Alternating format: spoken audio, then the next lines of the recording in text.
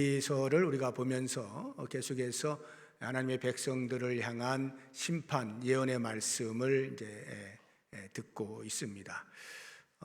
그러다 보니까 제가 그 유다 백성이라고 이렇게 생각을 하고 그런 이제 심판 예언의 말씀을 계속 듣는다라고 상상을 하면 한두 번은 이렇게 들을 것 같은데 계속 듣다 보면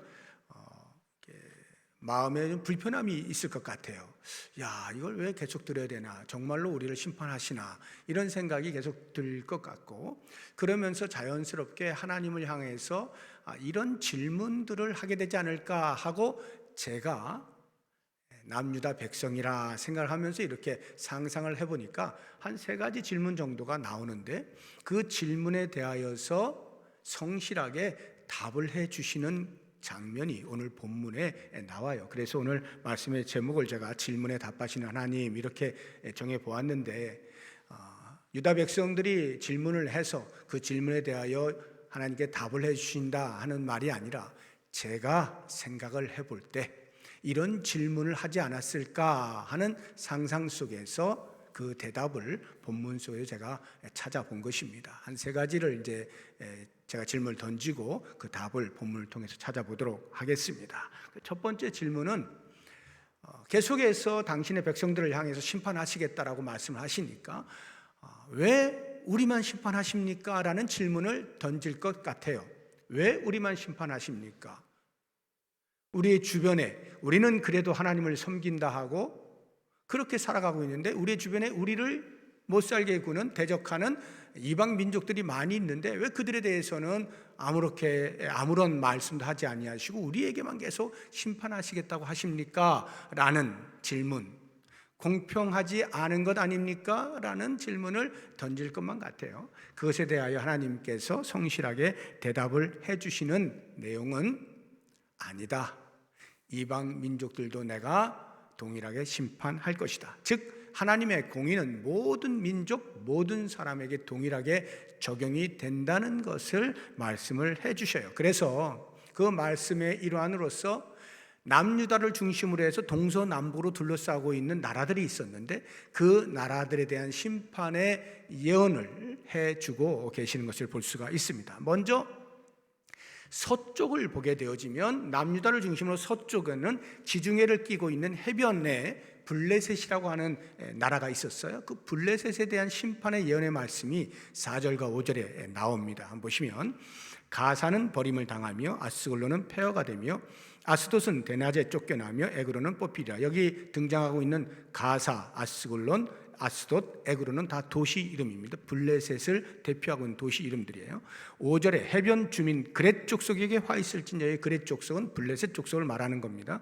블레셋 사람의 땅 가나안아, 여호와의 말씀이 너희를 치나니 내가 너를 멸하여 주민이 없게 하리라. 이렇게 말씀을 하고 있어요.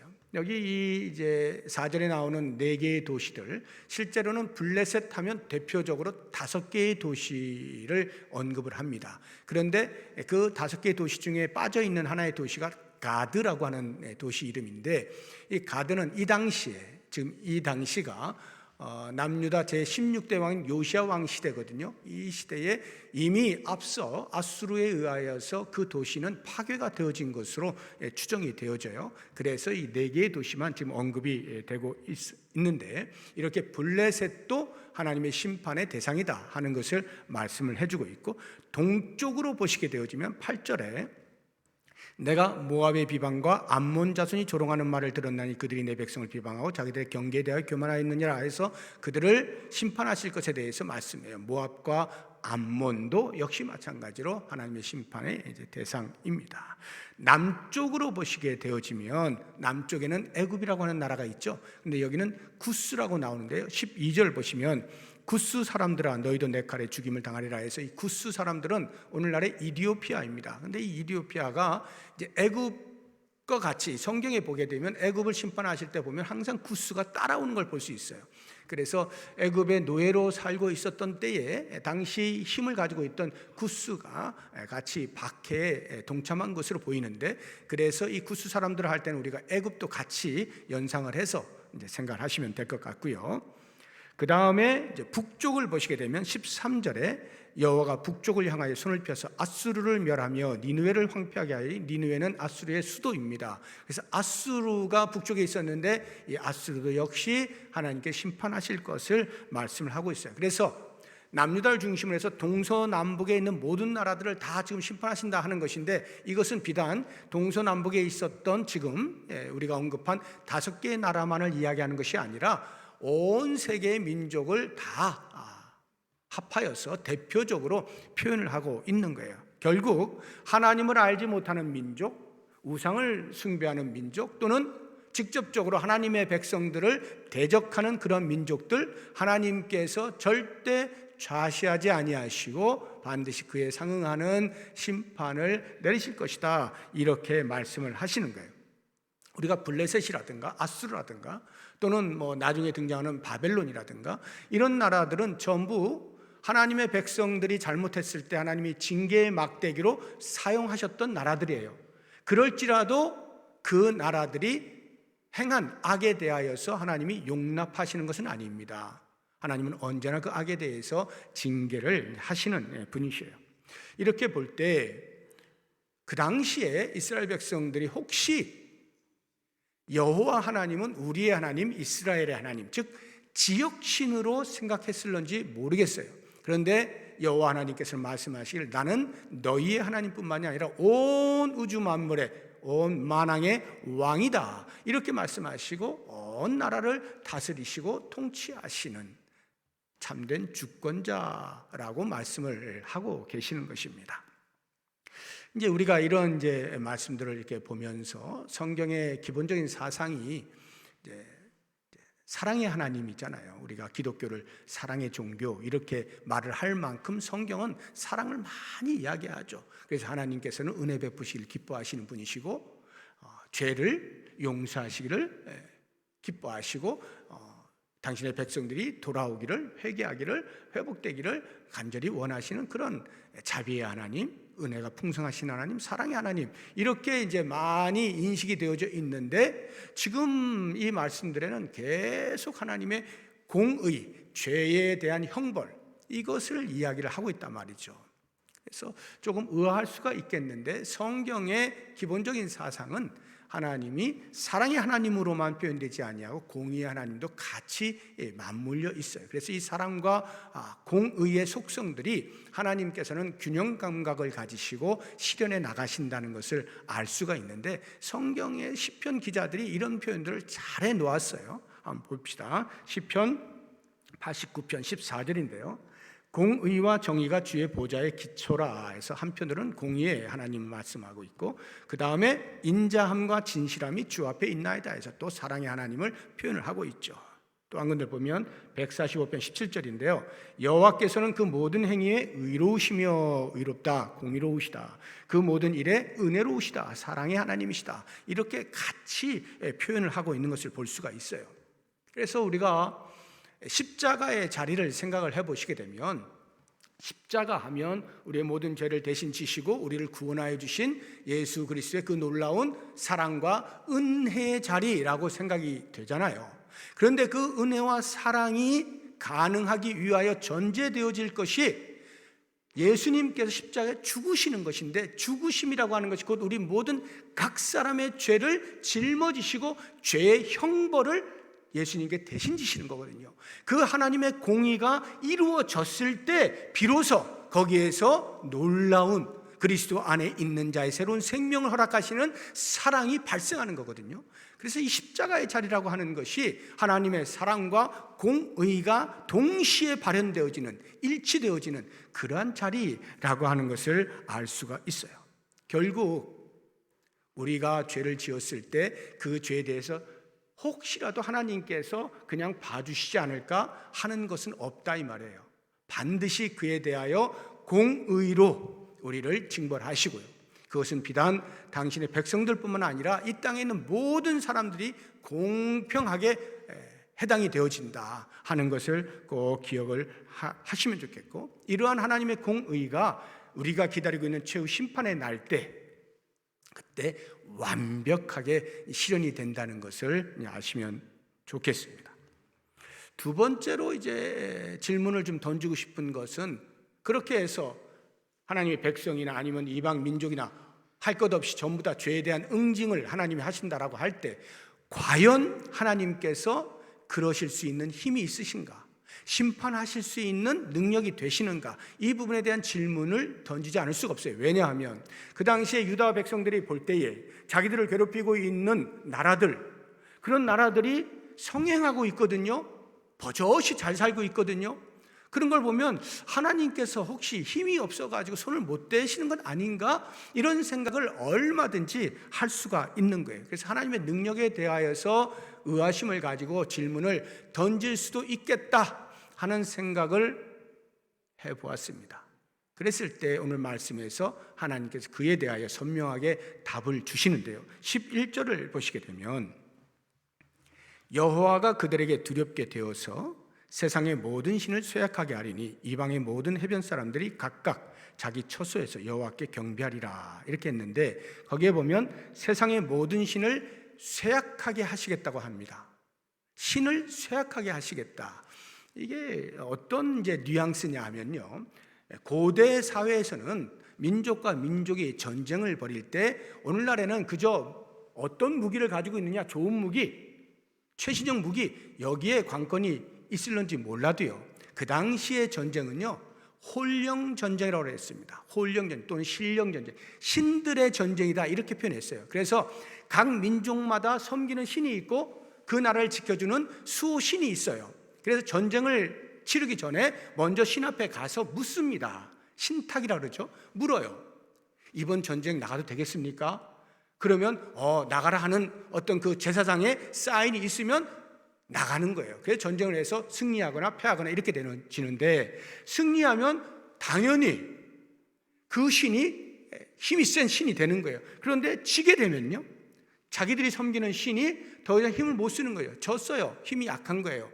그렇게 되면 지금 그 신들이 쇠약하게 될 것이다라고 하는 이 표현이 뭐냐면, 하나님께서 능력이 있으셔서, 권능이 있으셔서 전쟁을 벌였어요. 전쟁을 벌였는데 하나님이 이기셨단 말이죠. 그러면 그 신들이 이제 무릎을 꿇게 되잖아요. 그러면 그 신을 섬기던 백성들이 평소에는 그 신을 섬긴다라고 할 때 우리 기본적으로 의인화해서 먹을 것을 줍니다, 신에게. 그래서 그 먹을 것을 이제 받아 먹으면서 신이 살고 있는 거예요. 그런데 전쟁에서 지니까 더 이상 공개를 할 수가 없게 된 거예요. 백성들이 섬겨야 되는데 신들을 섬길 수가 없어. 그러니까 먹을 게 없으니까 굶주리는 거예요. 파리해져 가는 거예요. 쇠약해졌다, 이렇게 표현을 하고 있는 거예요. 이건 풍자적 표현인 것입니다. 그만큼 하나님이 능력이 있으시다. 어떤 신들도 감히 하나님께 대항할 수 없다. 그러면 그 신을 섬기는 민족들도 역시 마찬가지로 하나님을 섬기는 백성들 앞에 감히 힘을 쓸 수가 없다. 하나님은 능력이 있으시다 하는 것을 이야기해 주고 있는 것입니다. 그래서 실제로 그 능력 있으심에 대하여서 이제 소개되고 있는 그 동서남북에 있는 그 민족들을 어떻게 하나님이 심판하신지를 보시면 금방 우리가 하나님의 능력에 대해서 인정을 하지 않을 수가 없게 되어집니다. 이제 블레셋 도시들을 한번 보세요. 4절에 등장하고 있는 그 4개의 도시들 있잖아요. 가사, 아스글론, 아스돗, 에그론. 각 도시마다 그 도시의 이름이 뜻하는 그 의미들이 있습니다. 근데 그 의미에 맞게 하나님께서 응징하시는 내용들을 볼 수가 있어요. 가사를 보세요. 가사는 버림을 당하며, 이렇게 하나님께서 버림을 당하게 만드시겠다라고 하는 것인데, 이 가사라고 하는 도시의 이름의 뜻이 강함입니다. 강함.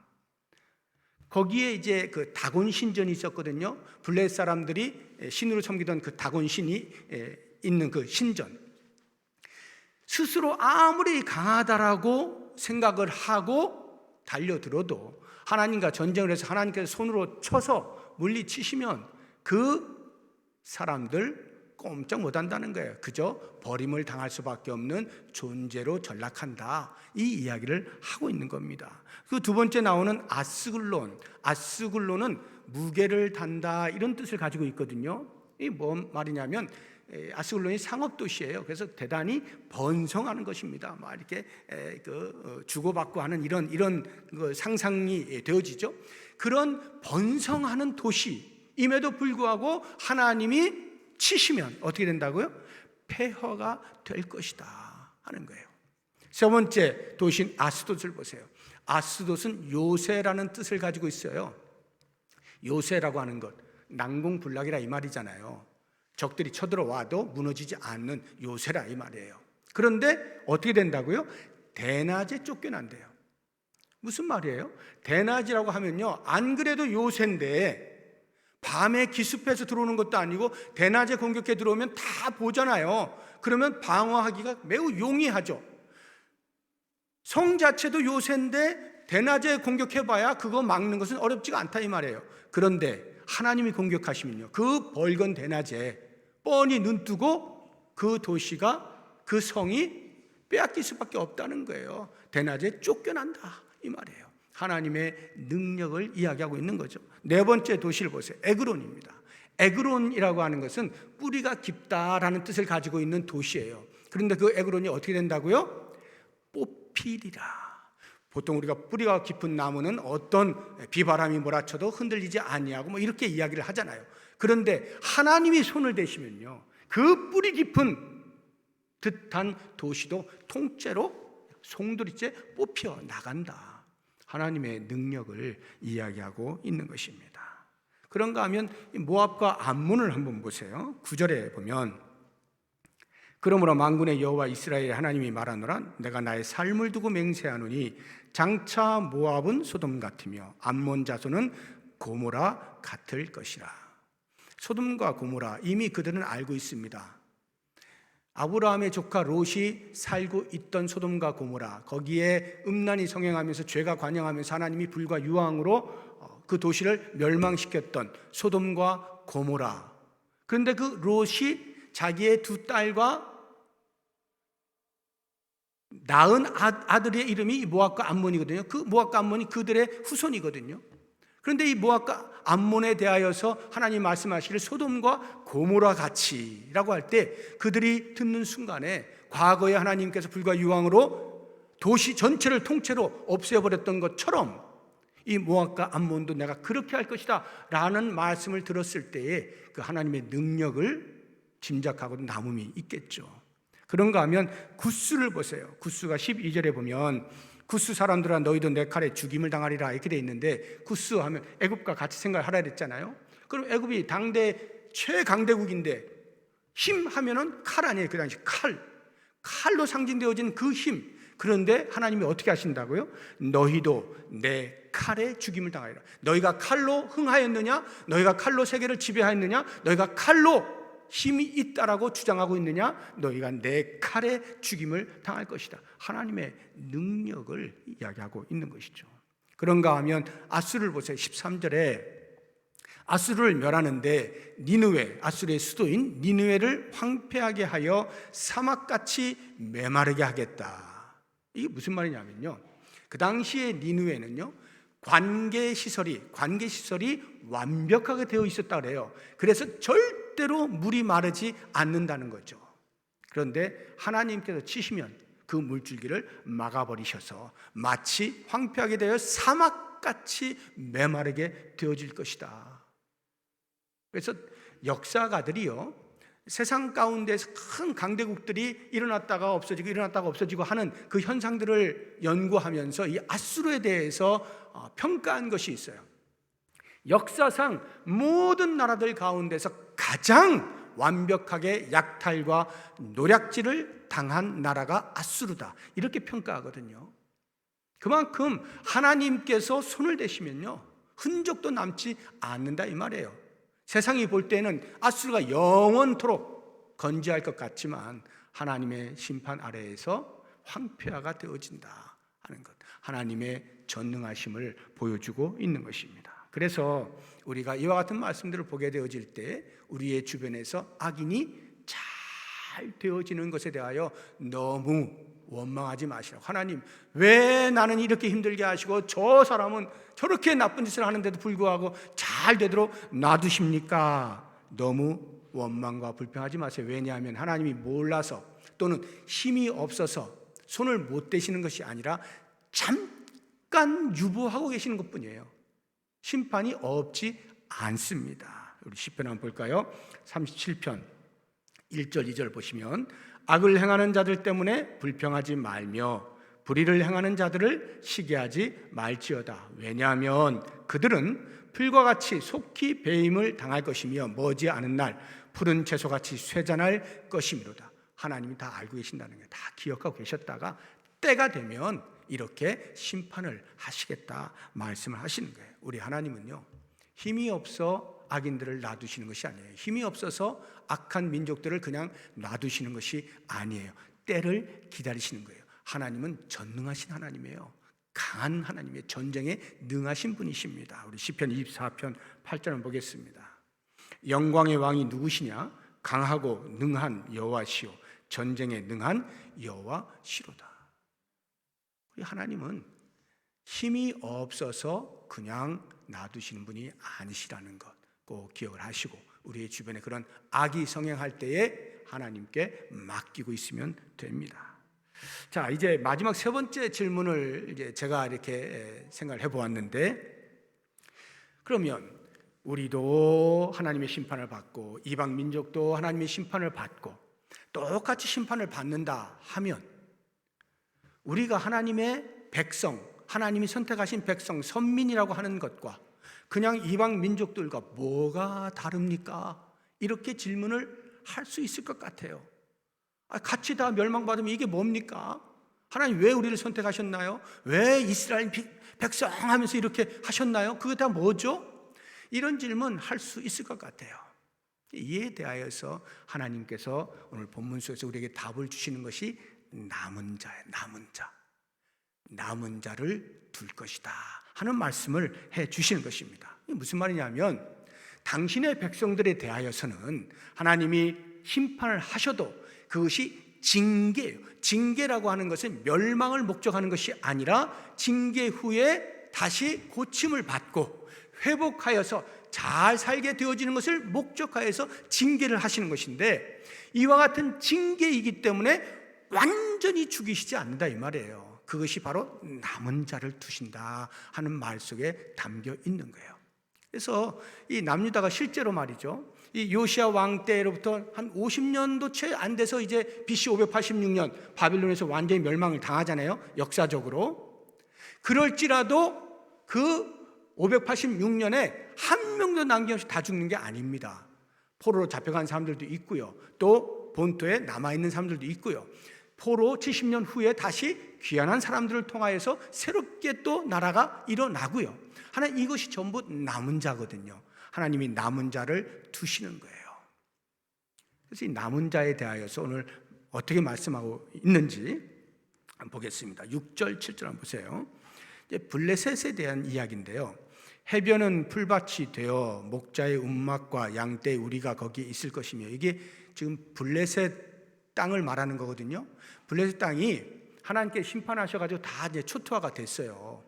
아수르에 의해서, 또 아수르 다음에 등장한 알렉산더 대왕에 의해서 초토화가 되었습니다. 그래서 아수르가 블레셋이 없어져 버렸어요. 그런데 바로 그 땅에 이렇게 해변은 풀밭이 되어 목자의 움막과 양떼의 우리가 거기에 있을 것이며 그 지경은 유다 족속의 남은 자에게로 돌아갈지라.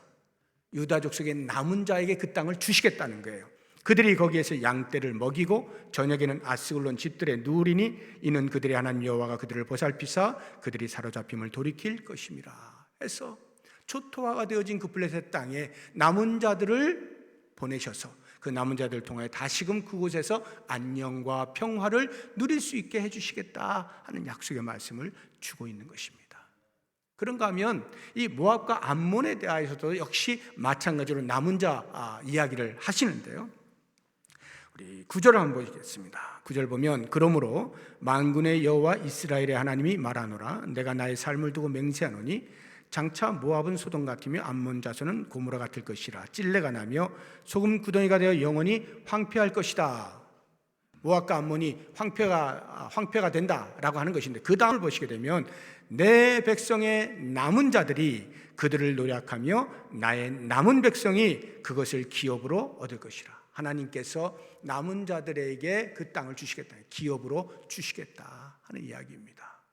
그래서 하나님은 이 남은 자가 있다는 것을 이야기하심으로써 너희들은 이방 민족과 다르다 하는 이야기를 해주시는 거예요. 자, 그러면 이 남은 자, 역사적으로는 바벨론 포로에서 돌아온 사람들이 남은 자입니다.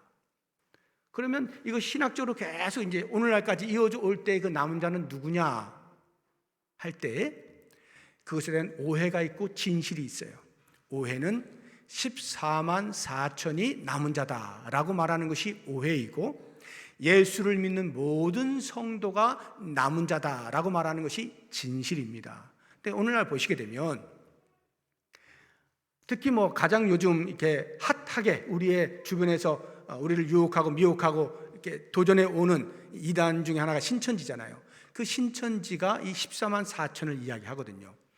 혹시 여러분 그 부흥 오거리 가보시면 부흥 오거리 거기에 큰 빌딩 M 웨딩인가 그 웨딩 있는 건물이 있어요. 큰 거 이렇게 멋지게 이렇게 되어 있는 거.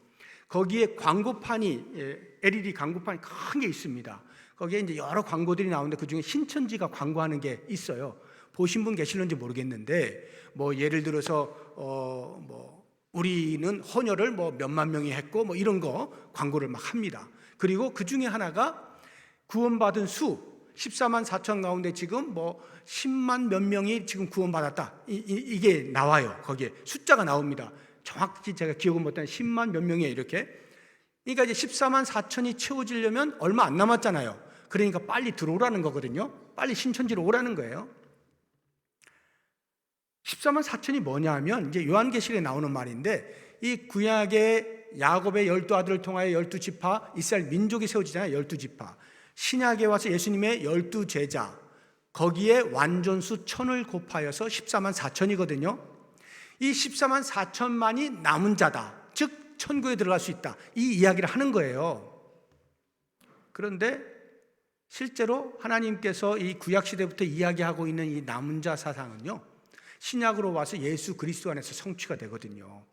그리스도를 믿는 모든 사람이 다 남은 자예요. 그리스도 안에서 믿음을 가지고 구원을 얻은 모든 사람이 다 천국을 들어가는 거예요. 이게 진실이에요. 무슨 말이냐? 내가 남은 자라 이 말이에요. 지금 내가 남은 자예요. 이 남은 자가 반드시 있다 이 말이에요. 하나님께서 멸망시키실 것 같지만 그 심판이 징계란 말이죠. 완전 멸망을 목적하는 것이 아니라 더 나은 세상을 위하여서 남은 자를 두신다. 그 남은 자에 내가 있다 이 말이에요. 내가 남은 자예요. 얼마나 큰 위로와 용기와 힘이 됩니까? 이제 오늘 이 제가 만들어 놓은 세 가지 질문에 답하시는 하나님을, 이렇게 성실한 하나님을 우리가 보면서 만나면서 이제 말씀을 제가 정리를 해볼게요. 두 가지를 이제 말씀을 드리려고 하는데, 하나는 성도가, 그러니까 내가 성도가 고통당할 때 어떻게 되느냐 하는 것을 한번 생각해 보는데, 보통 우리가 고통을 당할 때는 크게 두 가지 이유가 있습니다. 하나는 하나님께서 나의 믿음을 더욱 성숙시키시기 위한 연단으로 주시는 고통이 있어요. 그런가 하면 또 하나는 내가 잘못했을 때 징계의 채찍으로서 주시는 고통이 있어요. 이 두 가지의 경우에 대하여 성도된 자는 어떻게 반응해야 되느냐? 만약 연단으로 다가오는 고통이다 라고 하면 인내해야 돼요. 버티는 거예요. 견디는 거예요. 그러면 그 다음 어떻게 되느냐? 믿음의 성숙, 아름다운 결과가 나타나게 돼요. 욥을 보세요. 욥이 영문도 알지 못한 채 계속해서 고난을 받잖아요. 그가 너무너무 고난을 받다 보니까 견딜 수가 없어가지고 사방을 돌아보는데 좌쪽에도 우리 하나님이 안 계시고 우쪽에도 하나님이 안 계시고 사방 어디에도 하나님이 안 계시는 거예요. 완전히 낙심 가운데 있는 그 상황 속에서 욥의 고백을 보시면 욥기 20장 23장 10절인데요. 그러나 사방을 둘러봐도 하나님이 안 계셔요. 그러나 내가 가는 길을 그가 아시나니 그가 나를 단련하신 후에는 내가 순금같이 되어 나오리라. 욥은 자기가 당하는 그 고통이 하나님께서 자신을 연단하시는 것으로 보았어요. 그래서 비록 눈에는 하나님이 안 보일 만큼 고통으로 가득 차 있지만 그 가운데 여전히 하나님께서는 나를 순금으로 되게 하시려고 연단하신다라고 고백하는 거예요. 얼마나 놀랍습니까? 여러분 가운데 혹시 영문을 알 수 없는데 고통 가운데 있습니까? 내가 하나님을 잘 믿고 있는데 어려움 가운데 빠져 있습니까? 하나님이 연단하시는 거예요. 믿음을 더 단단하게 만드셔서 결국에는 순금같이 되게 하시려고 주시는 고통인 줄로 알고 견디십시오. 버티십시오. 인내하십시오. 반드시 하나님이 원하시는 순금과 같은 믿음의 수준으로 이르게 될 거예요. 내가 고통을 당할 때 혹시 나의 죄로 인하여서 하나님이 주시는 징계, 채찍이다 라고 판단이 되시면 어떻게 될까요? 그때는 앞뒤 볼 것 없습니다. 바로 엎드리는 거예요. 회개하는 거예요. 돌아서는 거예요. 그 자리에서 털고 일어서는 거예요. 이것만이 답이에요. 왜냐하면 하나님께서 채찍을 대실 때 아들이 아니면, 사랑하는 아들이 아니면, 사랑하는 자녀가 아니면 굳이 그렇게까지 채찍을 댈까요? 내 자식이니까 되는 거예요. 여러분 어린 자녀들을 기르실 때 보세요. 그 어린 자녀들 스스로 이성적으로 판단하여서 무엇인가를 결정할 수 없는 그런 나이에 있는 아이들, 실수할 수 있잖아요. 잘못할 수 있잖아요. 그럼 그 잘못한 거 그냥 놔두나요? 네 인생 네가 사는 거니까 네 마음대로 살아 이렇게 하나요? 아니죠. 알려주잖아요. 그런데 또 말을 안 들어. 그러면 매를 대잖아요. 네가 이것을 계속하면 너는 매를 맞아야 되는 거야. 이거는 잘못하고 있는 거야. 너는 바른 길로 가야 되지. 넌 내 자식 아니냐. 그래서 매를 대는 거거든요. 하나님께서 당신의 백성들에게 고통을 주신다, 매를 대신다. 그것은 잘못한 것에 대하여 빨리 깨닫고 정상적인 자리로 돌아오라고 주시는 거예요. 다시 말하면 하나님의 그 징계는 우리의 하나님의 아들 다움을 위하여 주시는 것이다 하는 거예요. 우리 히브리서 한번 보겠습니다. 12장 7절 8절인데요. 너희가 참음은 징계를 받기 위함이라. 하나님이 아들과 같이 너희를 대우하시나니 어찌 아버지가 징계하지 않는 아들이 있으리요. 징계는 다 받는 것이거늘 너희에게 없으면 사생자여 친아들이 아니니라. 아들 다움을 위하여 하나님 주시는 그 징계, 그것을 받을 때 도망가지 마시라고요. 맞을 거 맞고 빨리 회개해서 다시는 그와 같은 매맞을 짓을 하지 않겠다 다짐하시는 것, 이것이 우리가 해야 할 일인 거예요. 자, 그러면 또 한 가지 이제 우리가 생각하는 것은 악인이 흥황할 때, 악인이 잘 되는 것을 볼 때 어떻게 되느냐. 의아해하지 마세요. 내가 하나님 더 잘 믿고 있는데 쟤는 하나님 믿지도 않는데 저 나쁜 짓 막 하고 있는데 왜 이렇게 잘 되지? 의아해하지 마세요. 그리고는 아이고 하나님은 아무 일도 안 하시나 봐, 그냥 놔두시네, 낙심하지 마십시오. 또는 그 앞에 가서 그래 콩고물이라도 떨어지는 거 먹어야 되겠다고 비굴하게 굴지 마십시오. 체념하지 마세요.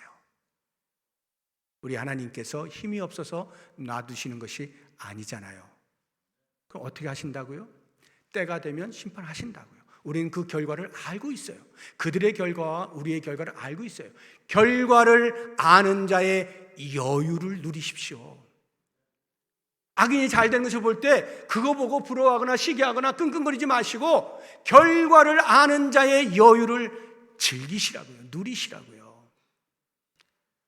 마지막 날 어떻게 되어질 것을 알고 있는 우리가, 그래서 그 고난이 다가오게 되어질 때, 저들은 흥황하게 될 때 거기에 일희일비하지 마시고 오히려 고난과 함께 다가오는 우리들에게 있을 영광을 기억하시면서 견뎌내시라고요. 이것이 사도 바울이 로마서에서 로마 교회 성도들에게 해주는 말이에요. 한번 보겠습니다. 로마서 8장 17절 18절인데요.